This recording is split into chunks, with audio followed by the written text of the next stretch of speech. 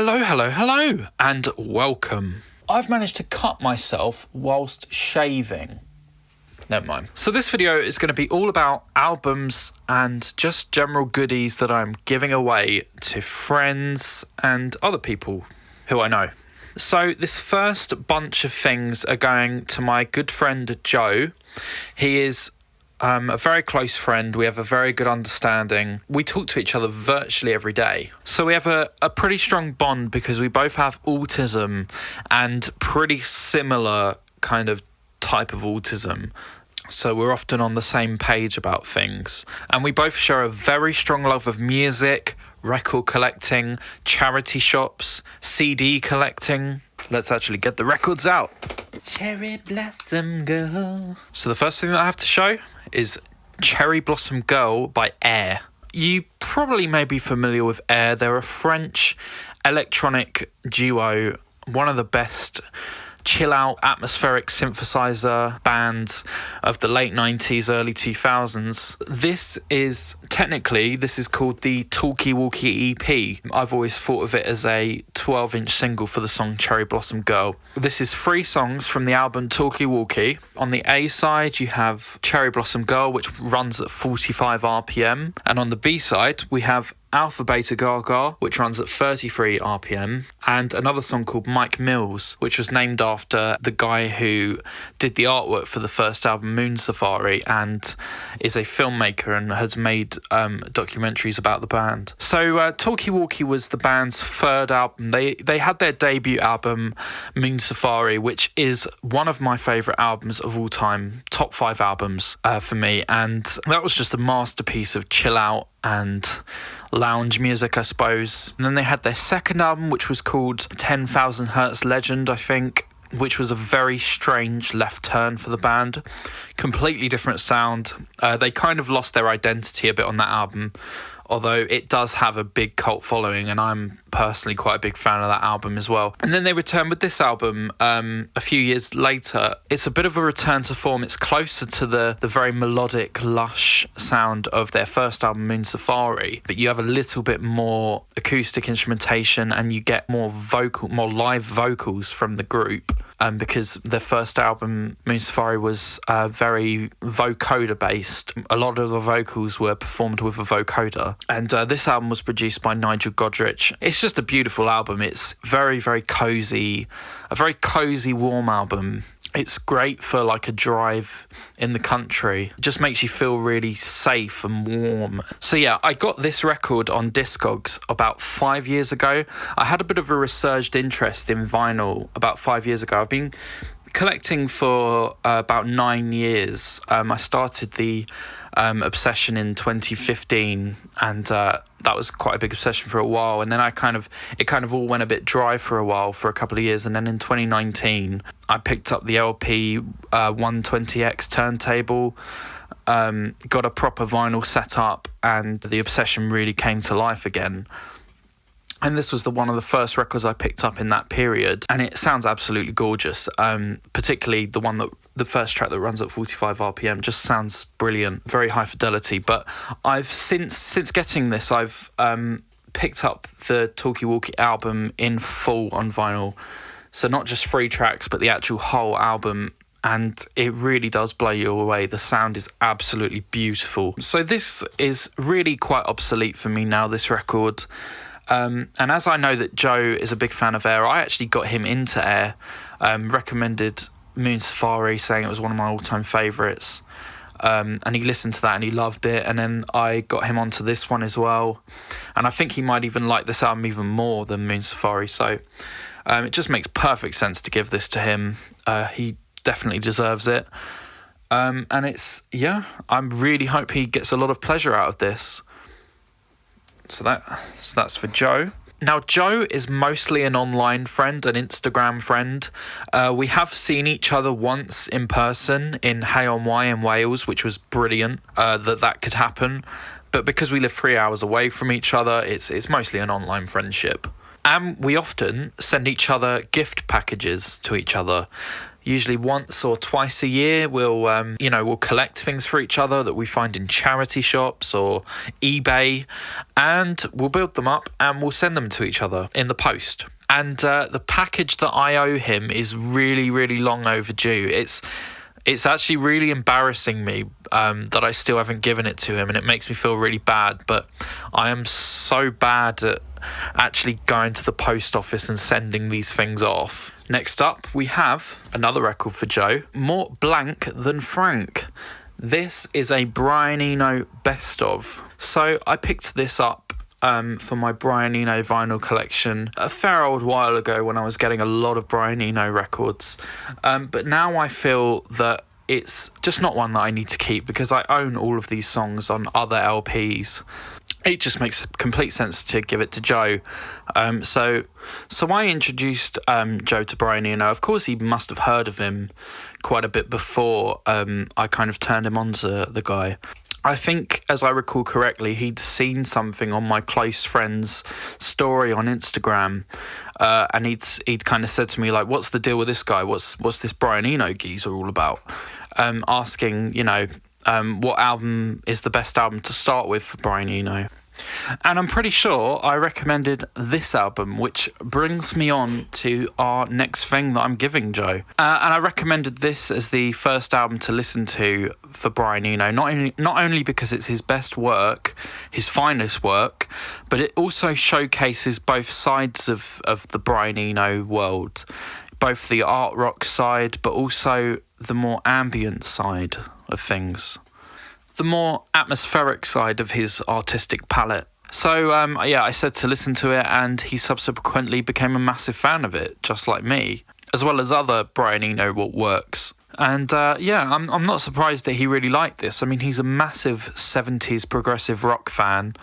He's very particular about what he likes. So you might be wondering, why am I giving him this copy? Well, I picked up this CD copy a while ago. I went for a phase of buying CDs a lot, even buying ones that I already had on vinyl, just to kind of experience it on CD in addition to the vinyl experience. But I think it's time to hand this over to Joe because I simply don't need it. I have 2 vinyl copies of this album. I have a 1977 Polydor copy, which is wonderful, and I've also got a far more modern Virgin EMI copy. And realistically, it's like, when am I going to listen to this on CD when I've got 2 copies on vinyl? It's just not going to happen. So it was time to hand this over to Joe because he doesn't own this album at all, and he's a big fan of CD collecting as well as vinyl, of course. He may even be a bigger fan of CDs than me. So whilst we're on the subject of Brian Eno, I'm also giving him a lovely copy of Apollo. So this was Brian Eno with Daniel Lanois and Roger Eno. And it's one of the finest albums in the Eno catalogue, and maybe the finest ambient album of all time.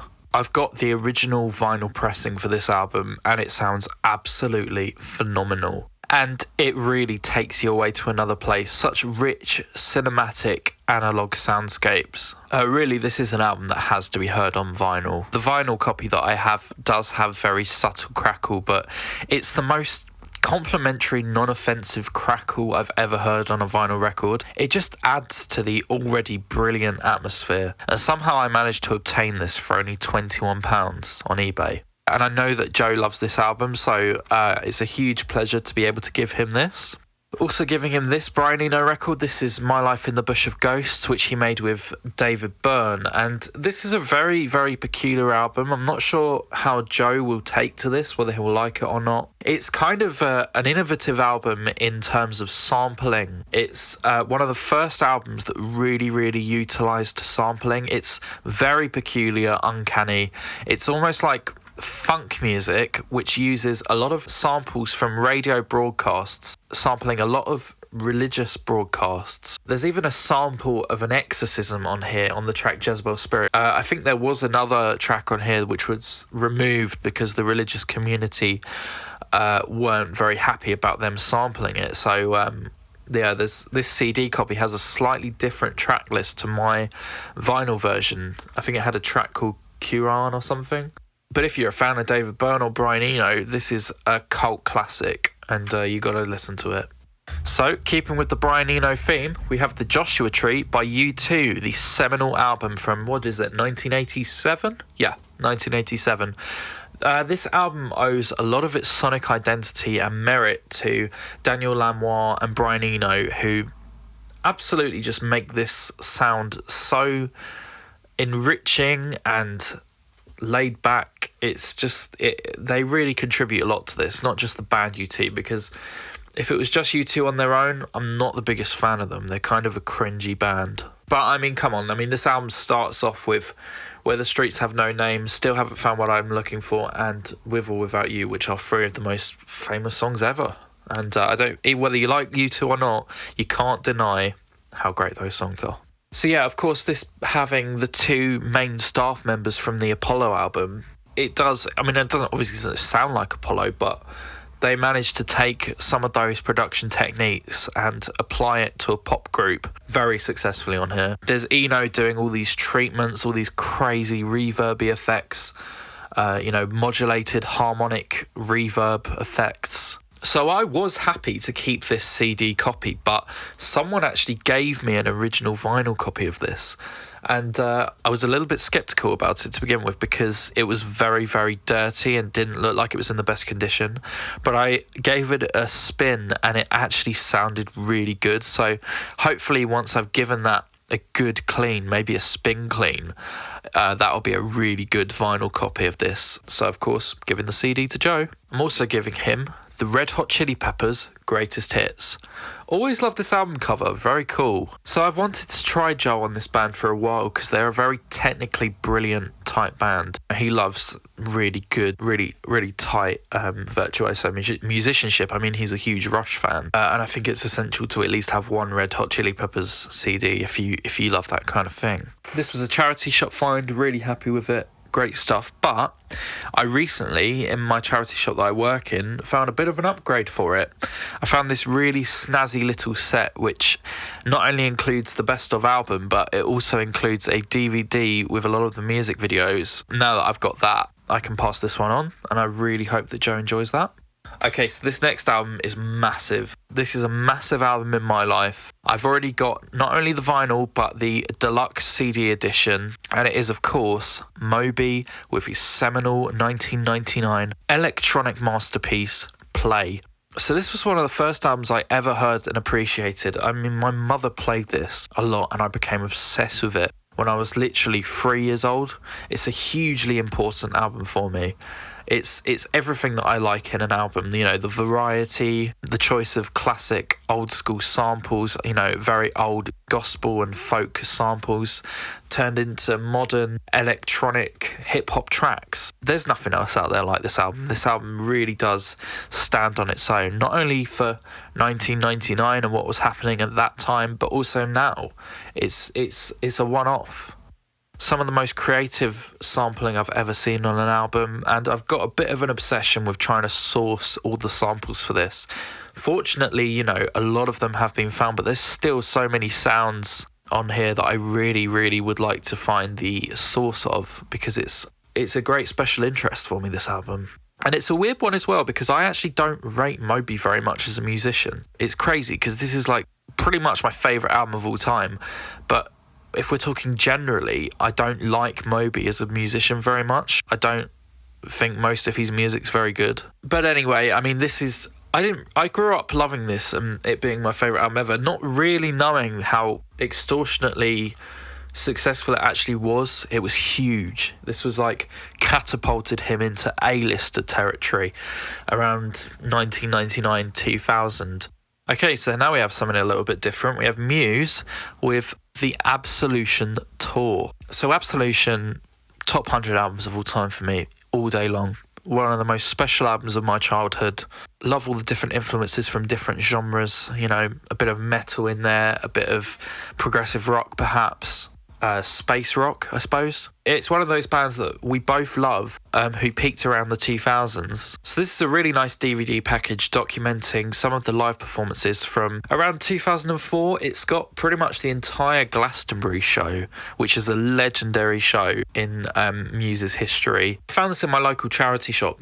Beautiful, beautiful condition. I'm deciding to give it to Joe because he collects music DVDs a lot, perhaps more than I do. It's a beautiful piece. Really, really happy to be passing this over. Okay, something that's not music related, but equally important. I'm also giving him the Wallace and Gromit Complete Collection. So just like me, Joe is a big fan of Aardman Animations, but I'm passing this on to him because I've upgraded these films to Blu-ray, which is really, you've got to get these on Blu-ray. They're beautiful pieces of work. You know, standard definition does not do these movies justice. But what I do like about this is I love the Union Jack background, gives it a very British feel. Wallace and Gromit, of course, British national icons, national treasures. But yeah, I hope he gets some enjoyment out of this. I mean, these movies, these short films, the first three, Grand Day Out, Wrong Trousers, Close Shave, that's a perfect trilogy. As far as I'm concerned, that is one of the most perfect trilogies of any movies ever produced.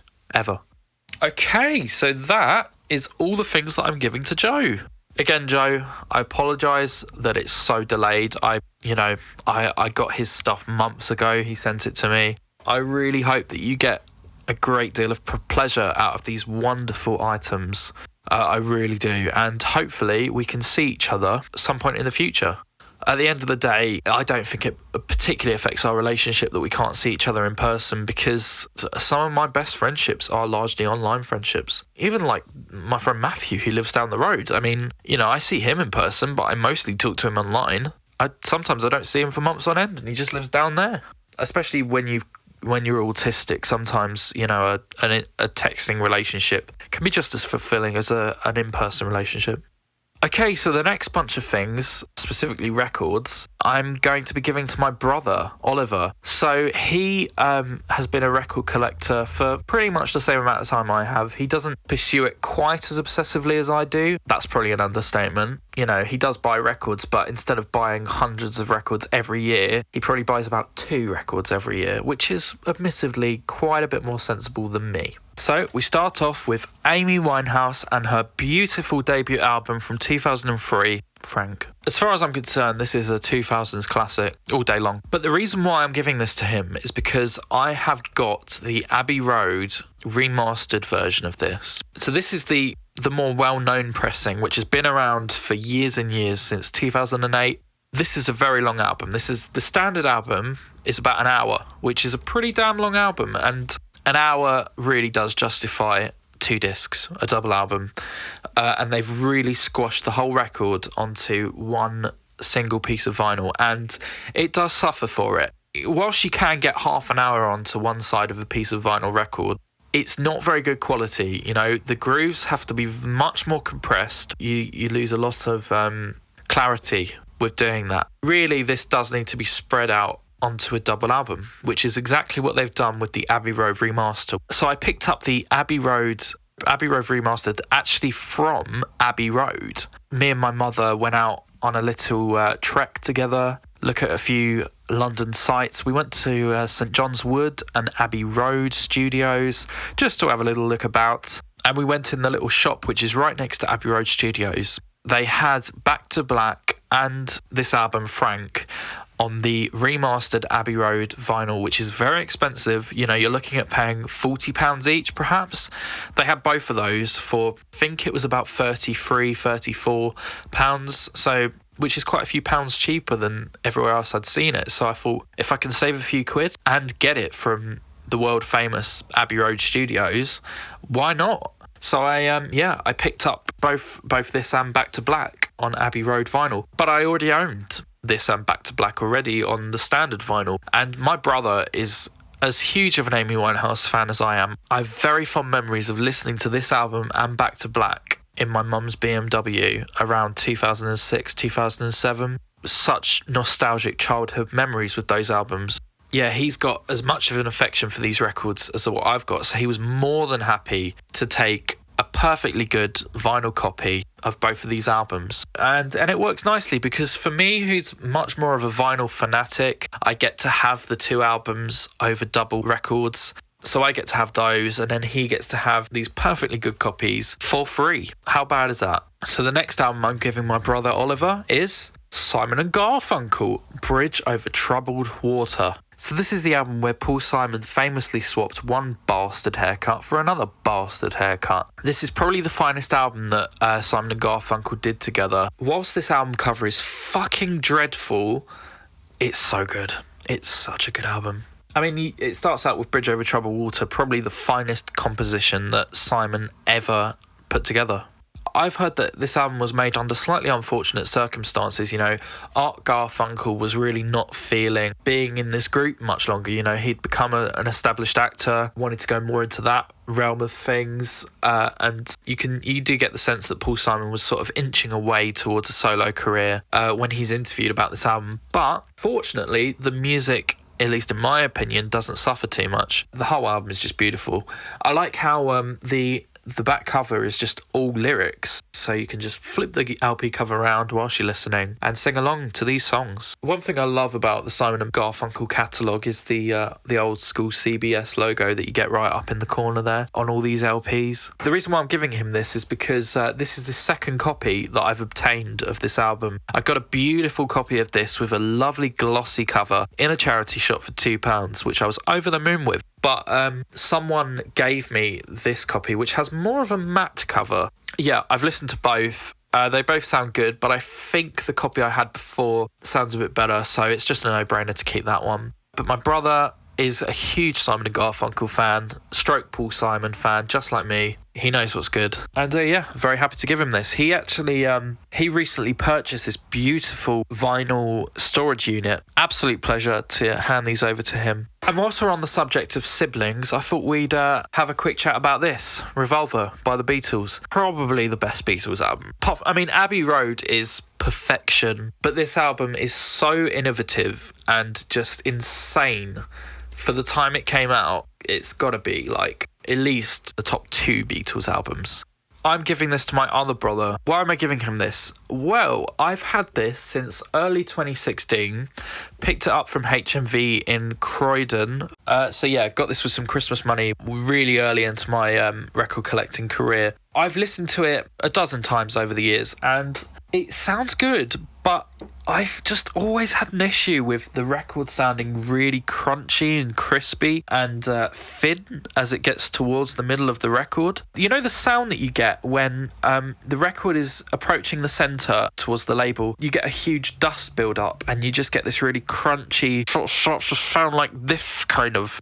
That happens every time I listen to this album, even if there's no dust. Maybe a slightly dodgy pressing, maybe just a bit of a dud. Of course, you know, records aren't, I don't think, are tested when they're pressed. You know, there's just not enough time or resources to do that. So maybe this was just one that came off the stamper kind of late and it's just a bit of a dodgy copy. So I'm giving this to him because I upgraded it to the remix version of Revolver. And the reason why I did that is because I've got the 2018 remix of the White Album, which sounds absolutely amazing. I know that these Beatles remix albums done by Giles Martin are slightly controversial because they're kind of messing around with the classics, you know, enhancing the bass, for example. Personally, I think they hugely improve these albums because, of course, when they were mastered originally in the 60s, there wouldn't have been as much bass. And I think whilst I have an appreciation for keeping these masterpieces exactly as they were originally, I think doing these remixes actually does enhance them, in my personal opinion and for my personal listening.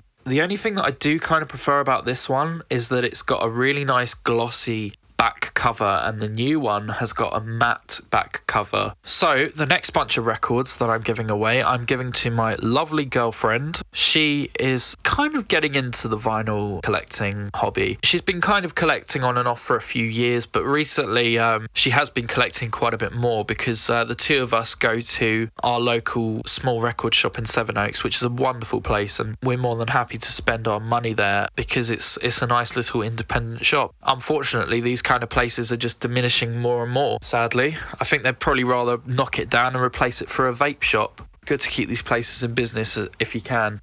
So I've been giving her quite a few duplicates, just spare copies that are laying around. I recently gave her a copy of If You Leave Me Now by Chicago because, of course, it was used in Shaun of the Dead, which is one of her favourite movies of all time. Don't blame her for that. One of the finest British comedy films. And I've also given her a handful of more modern records, which I think she'd like, based on her tastes. So the first one I'm giving her is Out of the Blue by Electric Light Orchestra. So, of course, this is one of the most iconic gatefold sleeves of all time. This isn't my personal favourite Electric Light Orchestra record. That title would go to a New World Record. This record is just 70 minutes of non-stop fun. Non-stop cheesy 70s fun, I should say. And it is, of course, loaded with gorgeous string arrangements. So me and my girlfriend were recently at our local record shop, Olaf's Record Store, and we saw this album priced for £55. She was so tempted to buy it. We often go there after she gets paid from her job. She's more than happy to kind of spend some of that money on a couple of really great records. But yeah, £55, and I just thought, hang on a minute, that's a little bit insane. All the other Electric Light Orchestra albums in that shop are only £10. And I know for a fact that this album is not worth that much. It's more of a sort of 15 to 25 pound album, I would say. So I just said to her, well, leave off getting that because I've got a copy at home, a spare copy which I can hand over. The pricing is just a little bit all over the place sometimes in that shop. Really pleased to be giving her this. It always gives me great pleasure to be handing over a record that I have great confidence is a classic album. All the artwork on this is absolutely gorgeous. If you look at it closely, the detail is immaculate. Absolutely stunning, beautiful stuff. It's one of those LPs that you can just look at in absolute awe, and you can look at it for years and years and discover new things about it. And this is the album that, of course, had Mr. Blue Sky, Jeff Lynne's most infamous composition, dare I say, the finest pop song of all time. Keeping with the 70s theme, I'm also giving her Wings' Greatest. This album is wonderful. I've really loved this stuff. So up there with Out of the Blue, I think this is another great sort of beginner's record. If you're looking to get into vinyl collecting, both this and Out of the Blue, I would say, are two really good records to kind of begin the collection, and because they're both essentials. And you can't go wrong with this. It's some of the finest songs of Paul McCartney and Wings, all on one disc. Even though it's sort of middle of the road, it has a certain warmth and comfort about it, which is very unique.